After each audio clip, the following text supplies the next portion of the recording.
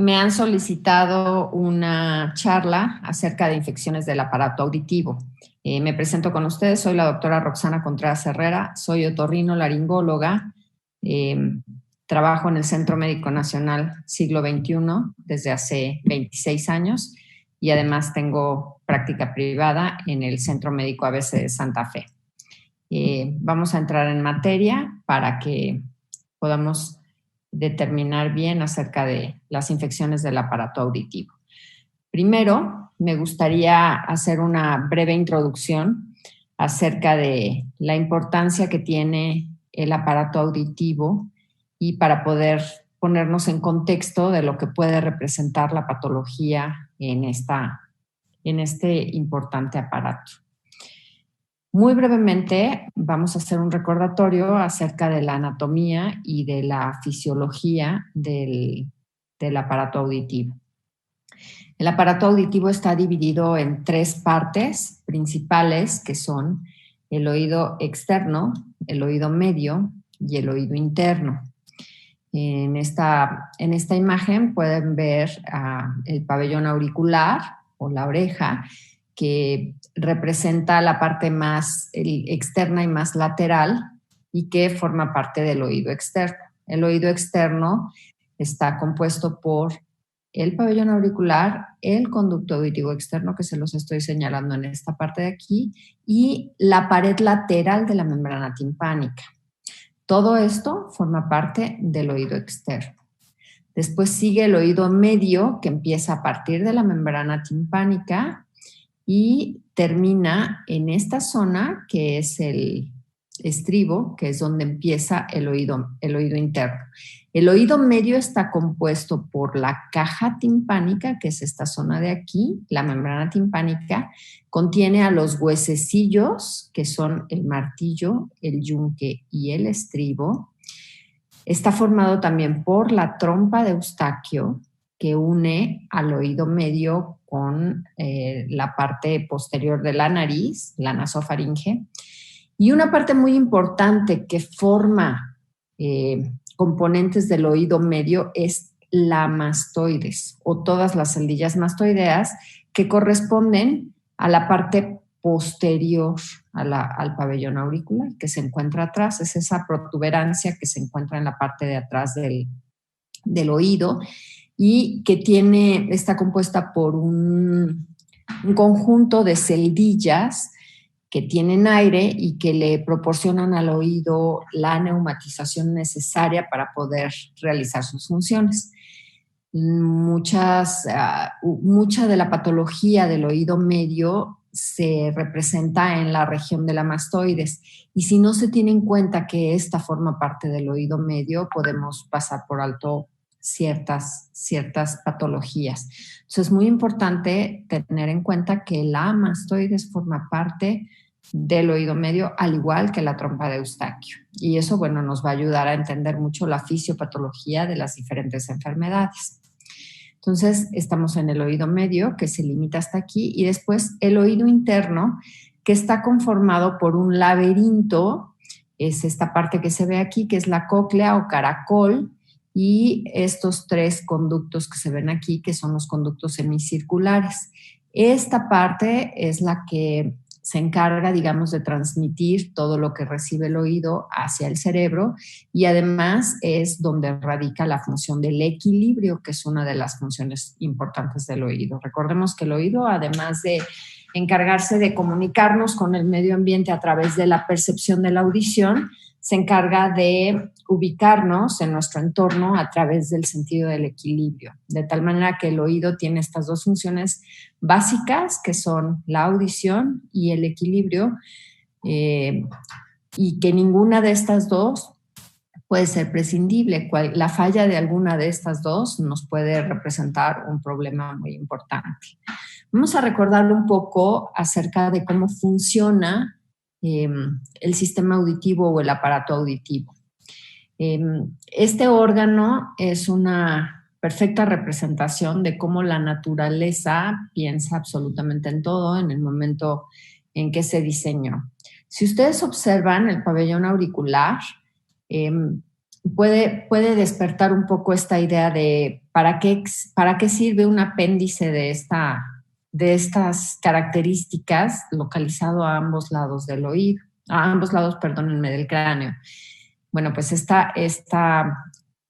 apéndice, de forma extraña, está perfectamente diseñado para captar los sonidos. Capta los sonidos en cualquier punto que ustedes se pongan. Si ustedes hacen un ejercicio y ponen su dedo en alguna parte del pabellón auricular y lo siguen, siempre su dedo va a terminar en el conducto auditivo externo. Si ustedes ponen el dedo aquí en esta región y siguen la trayectoria, van a terminar finalmente en el conducto auditivo externo. Si lo ponen aquí, igual siguen de esta manera. Entonces es una especie de antena parabólica que capta los sonidos. Si ustedes se fijan en los videos que hay en disponibles en distintas partes, los animales tienen esta capacidad de mover las orejas hacia diferentes lugares como para captar más los sonidos. Nosotros hemos perdido evolutivamente la capacidad de mover las orejas tanto como la mueven los animales. Existen todavía muchas personas que pueden mover las orejas, pero ya no tienen esta capacidad de girarlas como si fueran antenas para captar los sonidos. Pero bueno, esto es simplemente una reminiscencia de cómo la evolución nos ha ido, digamos, cambiando. Entonces, bueno, el pabellón auricular está diseñado perfectamente para poder captar los sonidos y dirigirlos hacia el conducto auditivo externo. Dentro del conducto auditivo externo, estos sonidos, que están representados por una energía aérea, viaja a través del aire, van rebotando y se van concentrando en el conducto auditivo externo hasta llegar a la membrana timpánica. La membrana timpánica es exactamente igualita que la membrana de un tambor. Tympanum significa tambor en latín, de tal manera que los sonidos rebotan en la membrana timpánica igualito que cuando ustedes tocan en un tambor, y la membrana timpánica vibra. Cuando la membrana timpánica vibra, se mueve el martillo, se mueve el yunque y se mueve el estribo. Esto es decir, se convierte esta energía aérea que venía viajando a través del aire, se convierte en una energía mecánica. El tipo de energía cambia en el momento en que choca con la membrana timpánica. Mueve al martillo, mueve al yunque y mueve al estribo, y entonces esta energía mecánica se transmite desde acá afuera hasta esta parte del oído medio. Aquí donde está el estribo apoyado, está apoyado en una membranita delgada que se llama ventana oval. Lo recordarán tal vez por sus clases de anatomía. Esta ventana oval está apoyada justo aquí en esta zona que es la cóclea. En el momento en que el estribo se mueve y entra en contacto con esa membrana que está aquí, del otro lado tenemos líquido, que es el líquido del oído interno. Cuando el estribo entra en contacto con esta membrana de la ventana oval entra en contacto con el líquido, y entonces esta energía que inicialmente fue aérea, después se convirtió en mecánica, ahora se convierte en una energía hidráulica. Como cuando ustedes avientan una piedra en una alberca y se empiezan a generar ondas que se van ampliando, es la misma situación que ocurre cuando el estribo entra en contacto con el líquido que está circulando dentro del oído interno. Estas ondas se van transmitiendo, que ahora es una energía hidráulica, se van transmitiendo, y en toda la pared de la cóclea tenemos unas células que son las famosas células ciliadas que perciben este movimiento del líquido y generan una despolarización.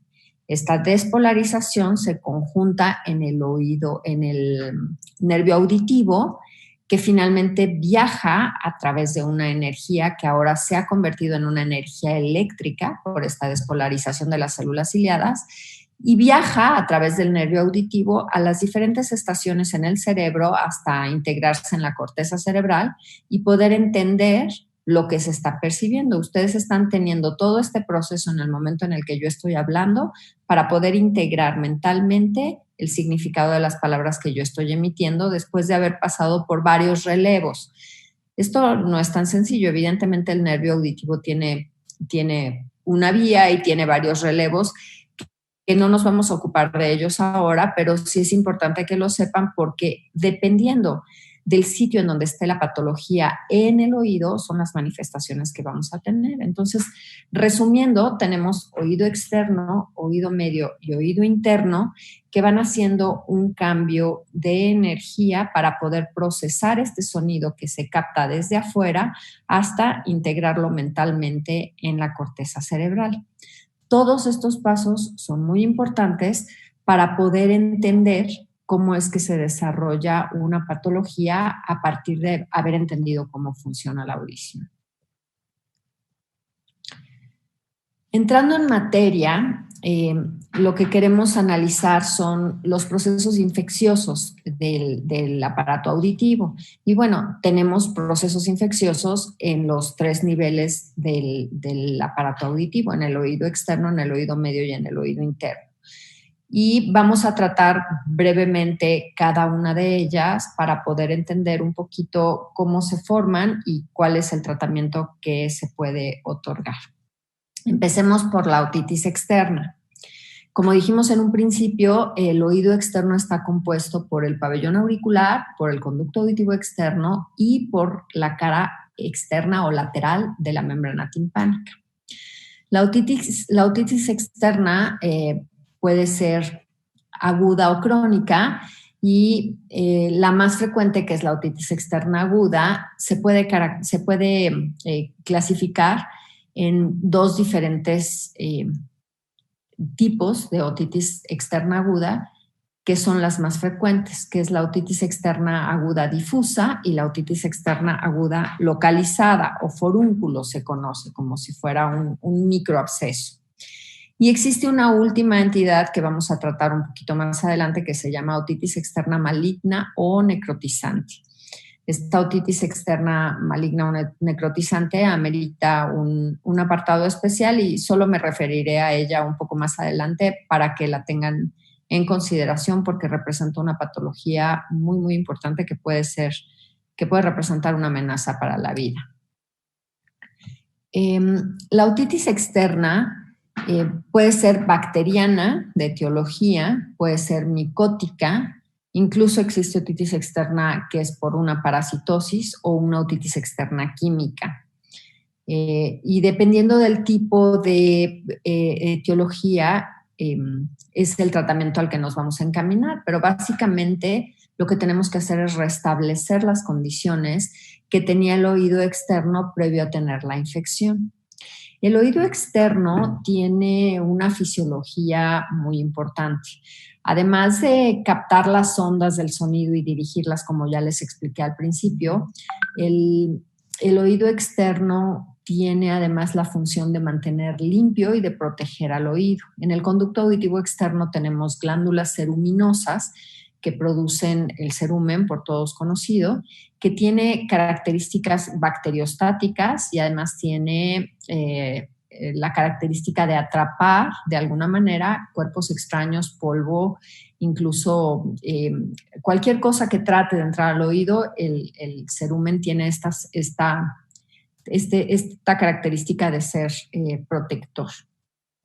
Y aquí aprovecho para hacer énfasis en que los oídos no deben de limpiarse en el conducto auditivo externo. La limpieza de los oídos debe ser únicamente externa, solamente la oreja, el pabellón auricular, la parte anterior y la parte posterior se deben de lavar con agua y jabón en el momento del baño, pero nunca debe de introducirse nada en el conducto auditivo externo.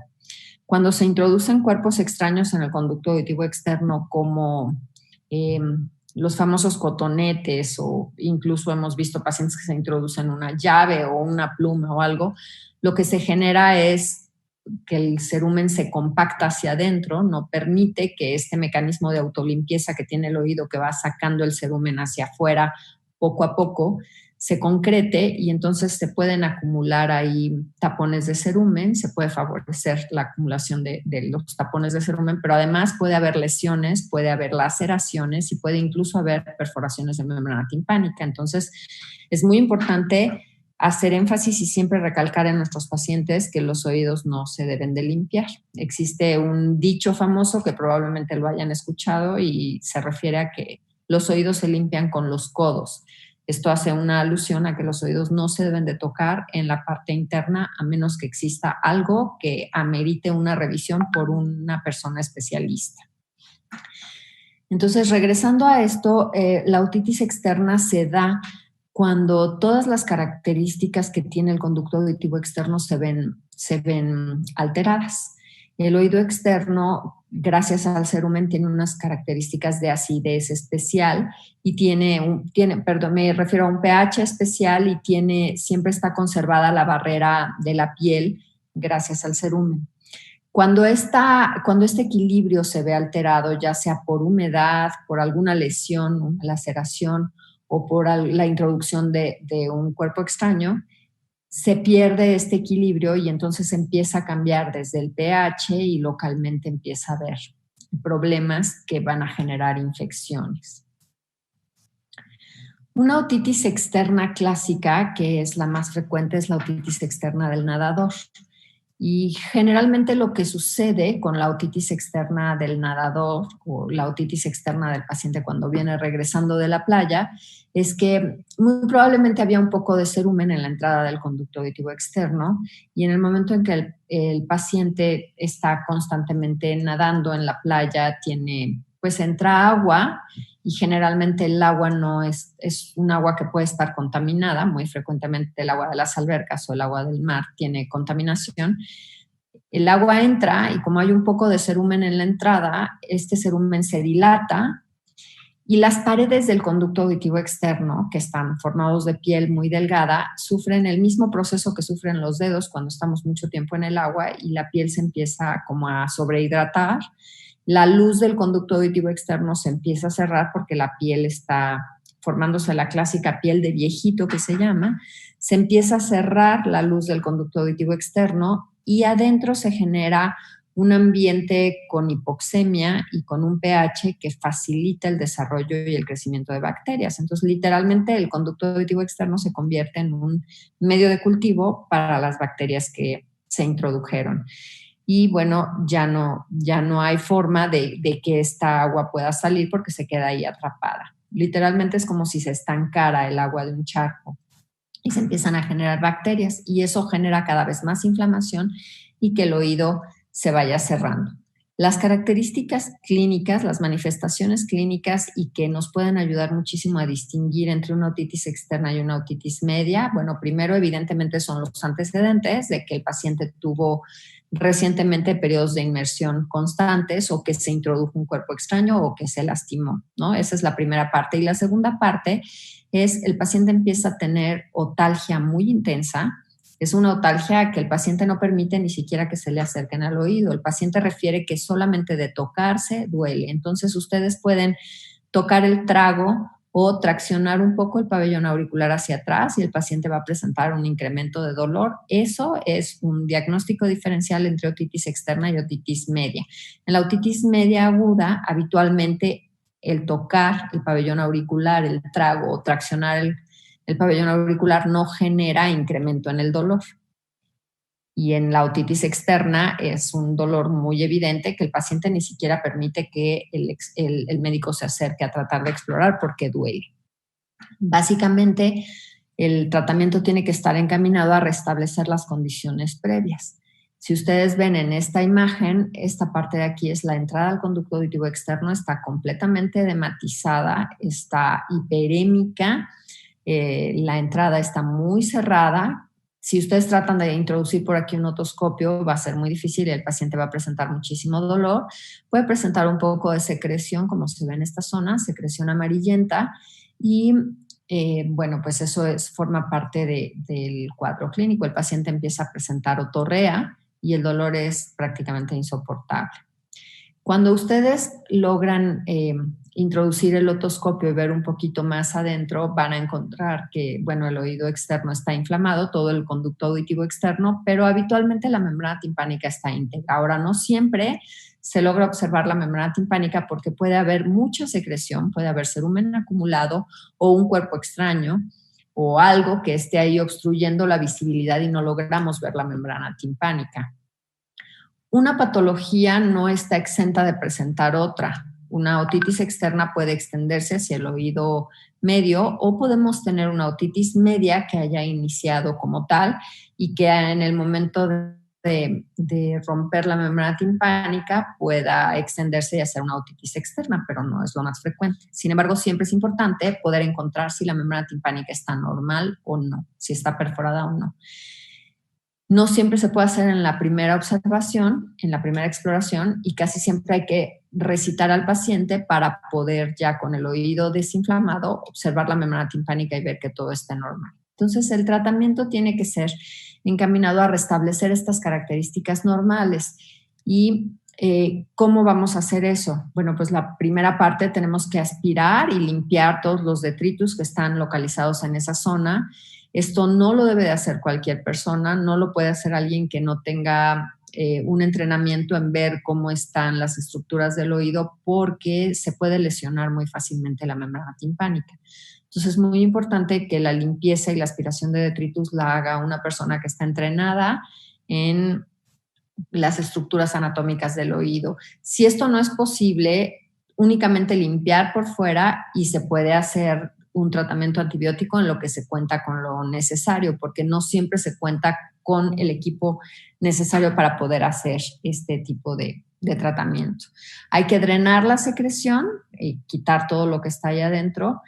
Para el paciente el dolor es lo más importante, entonces podemos aminorar un poco el dolor y la inflamación con calor local.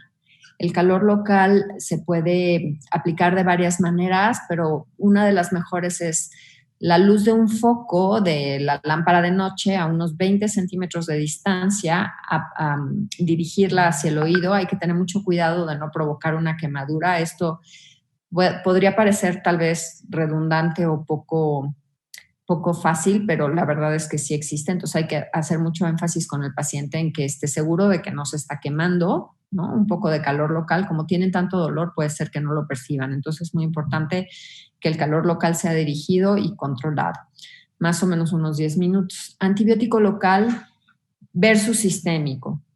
La mayoría de las veces con antibiótico local es más que suficiente, y esto, bueno, existen presentaciones de gotas que contienen tanto antibiótico como un poco de esteroide y tal vez un poco de analgésico. Hay diferentes presentaciones en el mercado que se pueden utilizar, pero dado que las características y los microorganismos más frecuentemente involucrados en una otitis externa bacteriana tienen que ver con los organismos de la piel, aquí el estafilococo juega un papel muy importante. Bueno, pues podemos usar las presentaciones que existen en el mercado que contienen polimixina, neumicina, y también podemos utilizar ciprofloxacino, que es una quinolona que también existe en presentaciones de gotas dirigidas específicamente. Por supuesto, hay que tomar en cuenta todos los antecedentes del paciente.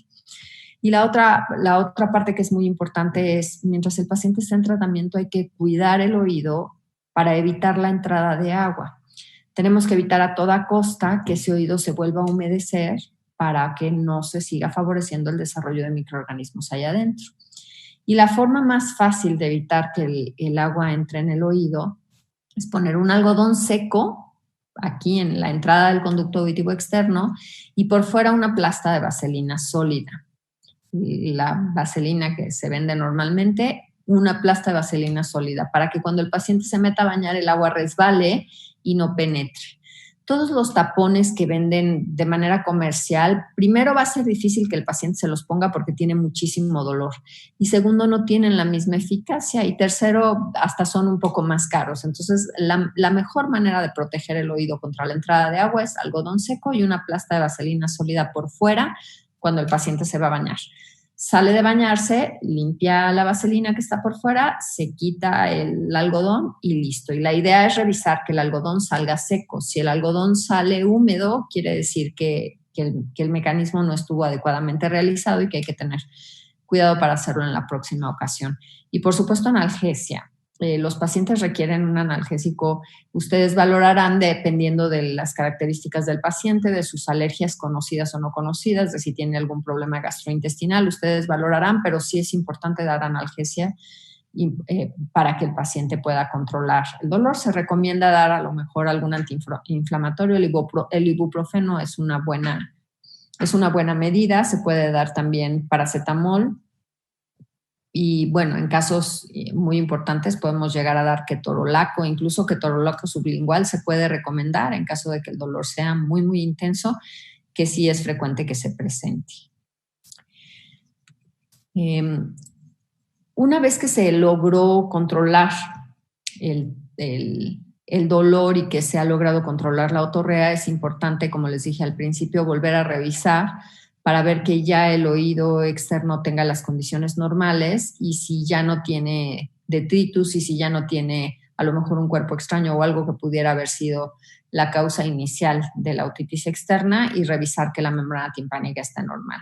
Muy importante también educar a nuestros pacientes para que no se toquen los oídos de manera constante. Es muy frecuente que el paciente se toque el oído, se rasque, se introduzca cosas, entonces esa parte es muy importante y sobre todo cuando están en un tratamiento de otitis externa no deben de estar tocando el oído porque en las manos, bueno, podemos estar introduciendo nuevamente microbios.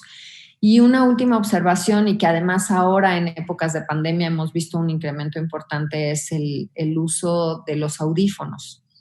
Los audífonos principalmente deben de ser personales, es decir, no se deben de compartir como primer punto. Como segundo punto se recomienda una limpieza cotidiana de los audífonos antes de utilizarlos, porque los audífonos pueden quedar expuestos y es muy fácil que estén contaminados. Y sobre todo en esta época en que la gente está utilizando mucho la tecnología para trabajar y tal vez están aislados y utilizan los audífonos para estar en este tipo de conferencias, pues esto se torna más importante. Es muy importante mantener los audífonos limpios, que sean personalizados, y si empiezan a tener molestias, suspender el uso de los audífonos que van en el conducto auditivo externo, y a lo mejor podemos modificar por estos audífonos de cancelación externa, que son más grandes y que se utilizan de manera externa y no introducen nada al oído. Esto no significa que los audífonos pequeños sean malos, simplemente que el uso reiterado y sin cuidados sí puede generar problemas. Una mención especial, como les dije al principio, es de la otitis externa maligna. La otitis externa maligna, o también conocida como necrotizante, es una entidad muy grave que puede poner en peligro la vida del paciente. Se considera una osteomielitis de la base del cráneo. Esta entidad frecuentemente se presenta en pacientes que tienen algún tipo de inmunocompromiso y es una patología muy grave que requiere de manejo multidisciplinario. Y casi siempre los pacientes que presentan una otitis externa maligna tienen antecedente de un lavado óptico previo. La historia clásica es de un paciente diabético descompensado que acudió a un lavado de oídos hace 8 días y que regresa con el oído, como están viendo en esta imagen, con una inflamación muy importante, literalmente una pericondritis de todo el pabellón auricular, y que esto simplemente es la punta del iceberg. Cuando ustedes empiezan a analizar al paciente, el paciente tiene otorrea y en el momento en que se ve hacia adentro está todo destruido y se empieza a destruir desde el oído externo hacia adentro, hacia la base del cráneo y todo el hueso temporal, y esto pone en peligro la vida. Como les dije, es una osteomielitis de la base del cráneo que amerita un manejo multidisciplinario. Evidentemente amerita un tratamiento hospitalario, no se puede manejar de manera externa. Se necesita un control y un manejo de la enfermedad subyacente, es decir, si el paciente es un paciente diabético descontrolado. También se presenta en pacientes que tienen cáncer, que están recibiendo quimioterapia, en pacientes trasplantados. Entonces se necesita el apoyo del especialista indicado para la patología de base del paciente. Por ejemplo, si es un paciente con leucemia, pues necesitamos al hematólogo con nosotros. Si es un paciente diabético descontrolado, al endocrinólogo o al médico internista, etcétera. Dependerá específicamente del caso. Si es un paciente trasplantado, pues necesitamos un paciente trasplantado de riñón, por ejemplo, necesitamos al nefrólogo o al médico de trasplante. Y necesitamos un control y un manejo de las complicaciones. Como ya les dije, es una osteomielitis de la base del cráneo, entonces el paciente puede tener incluso parálisis facial, puede tener meningitis, y la mayoría de los pacientes que tienen una otitis externa maligna o otitis externa necrotizante requieren necesariamente de cirugía. Casi siempre el organismo causante de este tipo de otitis es una pseudomona, y se requiere, por supuesto, manejo antibiótico intravenoso. Muchas veces necesitamos asesoría o apoyo de un infectólogo y se necesita un seguimiento radiológico constante. Es decir, tenemos que estar haciendo estudios tomográficos y de extensión para ver que esto no se vaya un poco más adentro. Entonces, es muy importante que tengan en mente esta otitis externa maligna porque puede empezar con una otitis externa como las que revisamos al inicio, que pudo haber sido maltratada o que el paciente acudió a un lavado de oído. Y aquí es donde me quiero detener un poquito. Si ustedes tienen un paciente que tuvo un cuerpo extraño o que le hicieron un lavado de oídos y el paciente es diabético, descompensado o tiene alguno de estos factores que lo tornan en un paciente inmunocomprometido, es muy importante que después de un lavado de oídos el paciente reciba tratamiento antibiótico y se le dé un seguimiento y por lo menos acuda una segunda vez a revisar cómo está el oído para detectar esta otitis externa maligna en una fase temprana y que no progrese. De tal manera que se los dejo ahí para que siempre lo tengan en presente y cuando vean una otitis externa puedan pensar en que esto puede suceder. Y una última mención me gustaría hacer que dentro de las otitis externas también está todo lo que incluye al pabellón auricular. Y con todo esto que está de moda, los famosos piercings, que se ponen aretes en diferentes partes del pabellón auricular, pues evidentemente si esto no es realizado con una técnica aséptica o condiciones de antisepsia, pues lo más estrechas posibles, es muy fácil que el cartílago del pabellón auricular se infecte. El pabellón auricular tiene una irrigación sanguínea pobre. Esto explica por qué cuando hace frío nos duelen las orejas y por qué se ponen las orejas muy frías, porque es una irrigación muy distal y es pobre.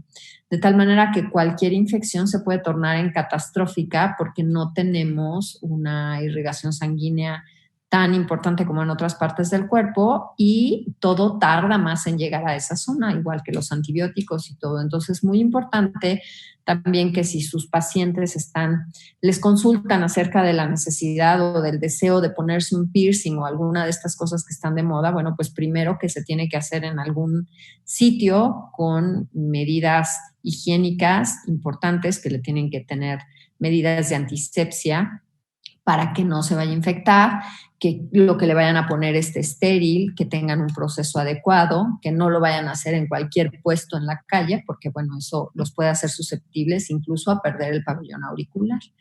Y bueno, puede tener complicaciones catastróficas.